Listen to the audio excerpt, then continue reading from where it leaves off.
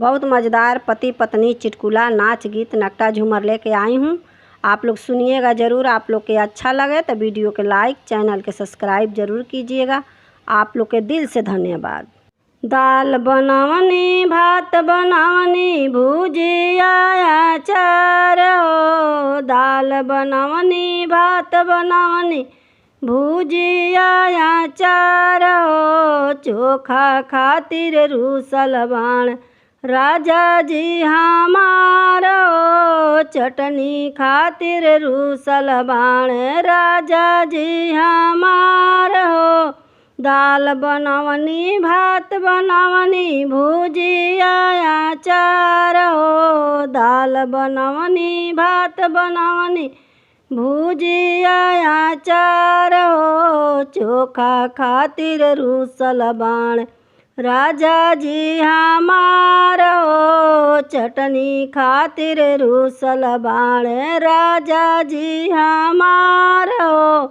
पहिरी ओढ़िया हम चलनी बाजार हो। पहिरी ओढ़िया हम चलनी बाजार हो। बाजार में के लोग पूछे इके ह तोहार हो। बाजार में के लोग पूछे इके ह तोहार हो।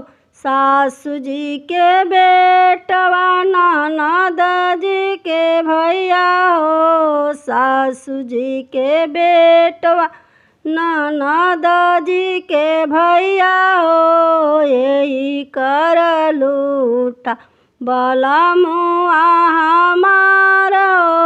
यही कर लूटा बलमुआ हमारो। यही कर लूटा बलमुआ हमारो।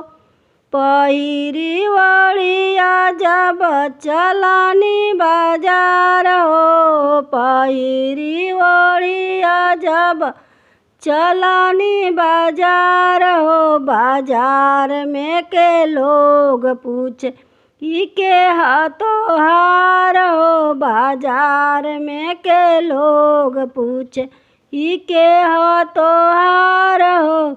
सासू जी के बेटवा ननद जी के भैया हो। सासू जी के बेटवा ननद जी के भैया हो। यही कर लूटा बलमुआ हमारो।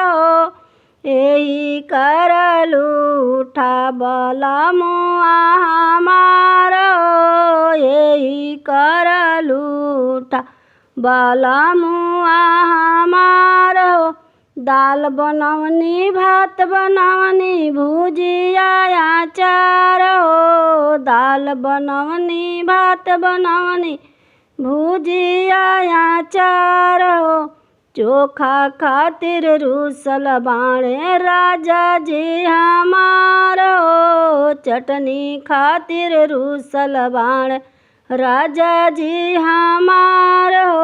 दाल बनवनी, भात बनवनी, भुजिया अचार हो। दाल बनवनी, भात बनवनी, भुजिया अचार हो। चोखा खातिर रूसल बाण राजा जी हमारो। चटनी खातिर रूसल बाण राजा जी हमारो। चटनी खातिर रूसल बाण राजा जी हमारो।